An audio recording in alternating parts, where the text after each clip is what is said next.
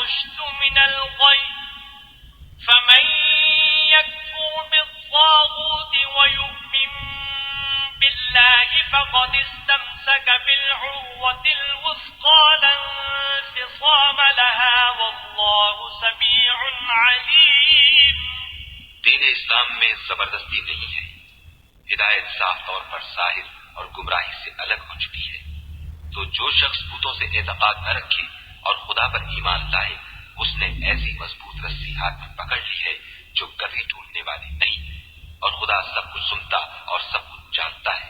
اللہ ولی الذین آمنوا یخرجهم من الظلمات إلى النور والذین كفروا أولیاؤهم الطاغوت يخرجونهم من النور إلى الظلمات أولئك أصحاب النار هم فيها خالدون. جو لوگ ایمان لائے ہیں ان کا دوست خدا ہے کہ اندھیرے سے نکال کر روشنی میں لے جاتا ہے، اور جو کافر ہیں ان کے دوست شیطان ہیں کہ ان کو روشنی سے نکال کر اندھیرے میں لے جاتے ہیں. یہی لوگ اہل دوزخ ہیں کہ اس میں ہمیشہ رہیں گے. ألم تر إلى الذي حاج إبراهيم في ربه أن آتاه الله الملك إذ قال إبراهيم ربي الذي يحيي ويميت قال أنا أحيي وأميت قال إبراهيم فإن الله يأتي بالشمس من المشرق فأت بها من المغرب فبهت الذي كفر والله لا يهدي القوم الظالمين. بھلا تم نے اس شخص کو نہیں دیکھا جو اس غرور کے سبب سے کہ خدا نے اس کو سلطنت بخشی تھی ابراہیم سے پروردگار کے بارے میں جھگڑنے لگا. جب ابراہیم نے کہا میرا پروردگار تو وہ ہے جو جلاتا ہے اور مارتا ہے، وہ بولا کہ جلا اور مار تو میں بھی سکتا ہوں.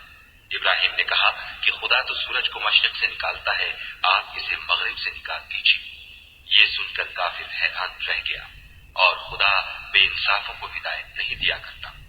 أو كالذي مر على قرية وهي خاوية على عروشها قال أنى يحيي هذه الله بعد موتها فأماته الله 100 عام ثم بعثه قال كم لبثت قال لبثت يوما أو بعض يوم قال بل لبثت 100 عام فانظر إلى طعامك وشرابك لم يتسنه وانظر إلى حمارك ولنجعلك آية للناس وانظر إلى العظام كيف ننشزها ثم نكسوها لحما فلما تبين له قال أعلم أن الله على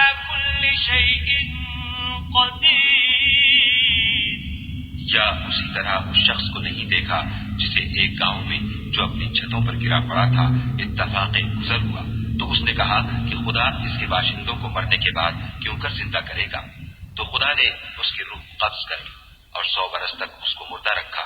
پھر اس کو جلا اٹھایا اور پوچھا تم کتنا عرصہ مرے رہے ہو؟ اس نے جواب دیا کہ 1 دن یا اس سے بھی کم. خدا نے فرمایا نہیں بلکہ 100 برس مرے رہے ہو. اور اپنے کھانے پینے کی چیزوں کو دیکھو کہ اتنی مدت میں مطلق سڑی اسی نہیں، اور اپنے گدھے کو بھی دیکھو جو مرا پڑا ہے. غرض ان باتوں سے یہ ہے کہ ہم تم کو لوگوں کے لیے اپنی قدرت کی نشانی بنائیں. اور ہاں گدھے کی ہڈیوں کو دیکھو کہ ہم ان کو کیوں کر جوڑے دیتے اور ان پر کس طرح گوشت پوشت چڑھائے دیتے ہیں.